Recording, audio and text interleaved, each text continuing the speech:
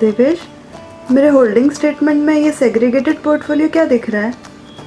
Segregated portfolio? आओ बताता हूँ।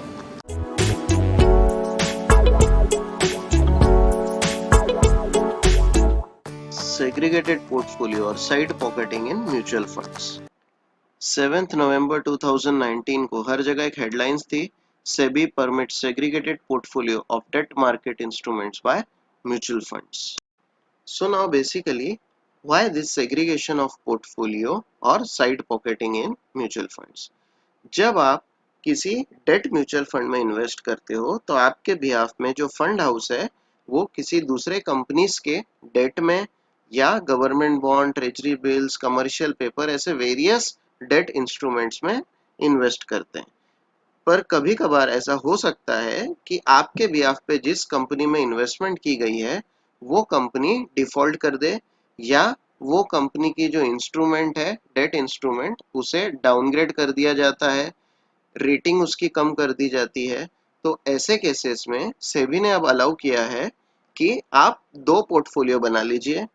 पहला पोर्टफोलियो वो होगा जिसमें सारे अच्छे एसेट्स हैं, देयर आर गुड एसेट्स।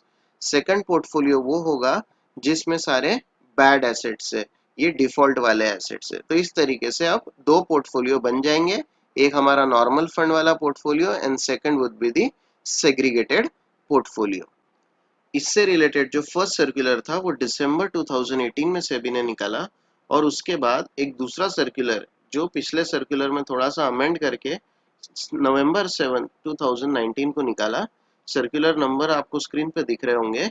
ये सर्कुलर को डाउनलोड करने के लिंक मैंने नीचे डिस्क्रिप्शन बॉक्स में दे दिया, आप वहां से दोनों सर्कुलर डाउनलोड कर सकते हैं। अब हम आगे बेसिकली एक एग्जांपल की हेल्प से देखेंगे कि ये सेग्रीगेटेड पोर्टफोलियो बनाना क्यों जरूरी था, इसको बनाने से इन्वेस्टर का क्या फायदा होने वाला है, और एक्चुअली ये सेग्रीगेशन वर्क कैसे करता है।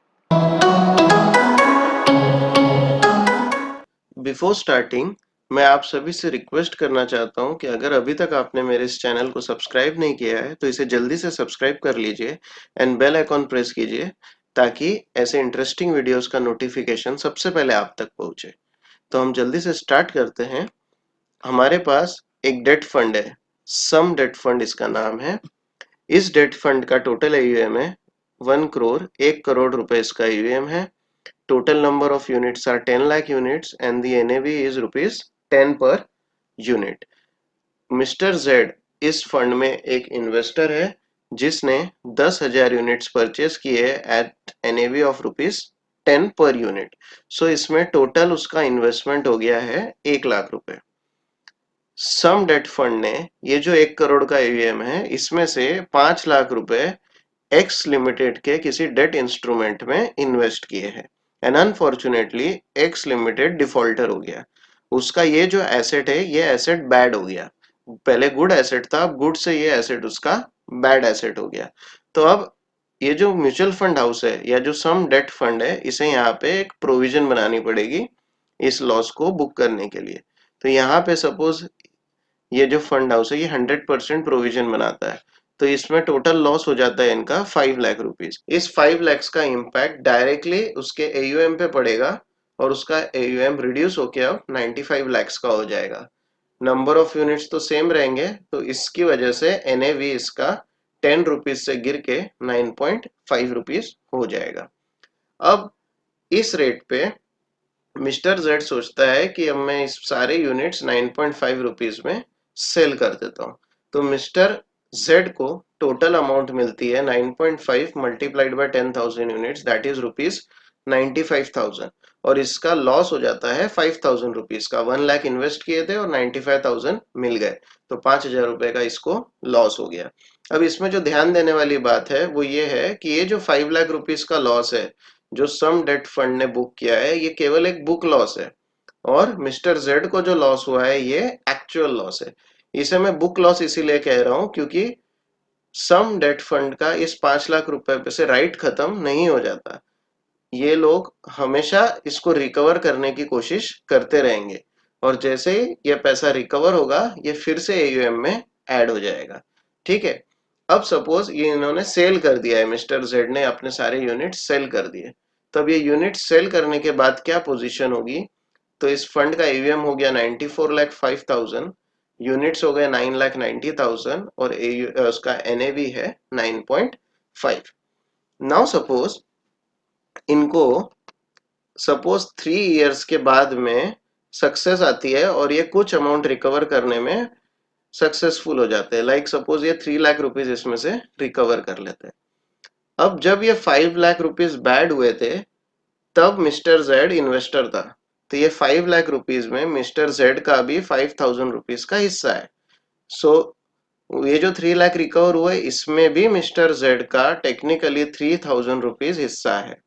लेकिन प्रॉब्लम यह है कि मिस्टर जेड सारे यूनिट बेच के एग्जिट हो गया है। अब मिस्टर जेड के एग्जिट होने के कारण उसका ये 3 लाख रुपीज पे से भी राइट खत्म हो गया और अब ये 3 लाख रुपीज का बेनिफिट उसे मिल जाएगा जो इस डिफॉल्ट के बाद म्यूचुअल फंड में उसने परचेज किया है। जैसे ये डिफॉल्ट हो गया और उसके बाद उसने सम डेट फंड में इन्वेस्टमेंट की है, तो उसको इस 3 लाख का फायदा हो जाएगा क्योंकि ये 3 लाख रुपीज डायरेक्टली AUM में ऐड हो जाएगा और इस म्यूचुअल फंड का NAV इंक्रीज हो जाएगा। ऐसा नहीं होना चाहिए। मिस्टर जेड 3 लाख में जो 3,000 है उसका राइटफुल ओनर है, तो मिस्टर जेड को ही उसका हिस्सा मिलना चाहिए।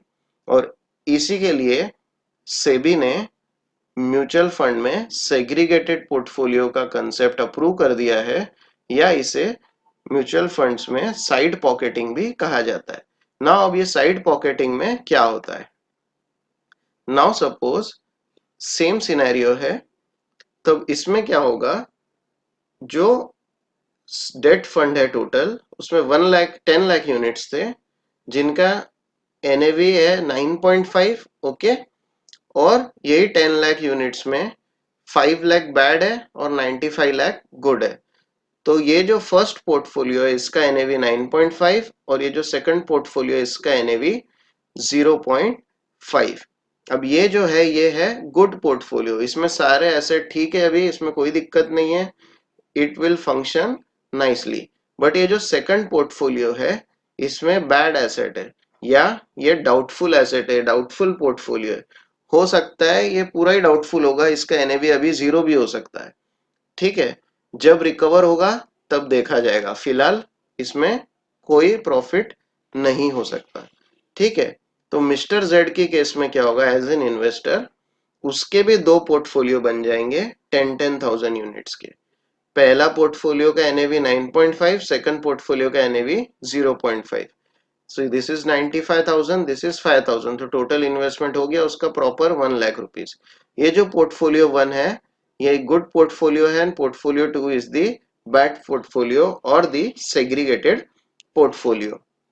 अब सपोज ही रिडीम्स ऑल हिज यूनिट्स, तो क्या होगा, सिर्फ ये गुड पोर्टफोलियो है उसके ही यूनिट्स इसको रिडीम करते आएंगे और इसे 95,000 रुपीज मिल जाएगा और ये पोर्टफोलियो क्लोज हो जाएगा।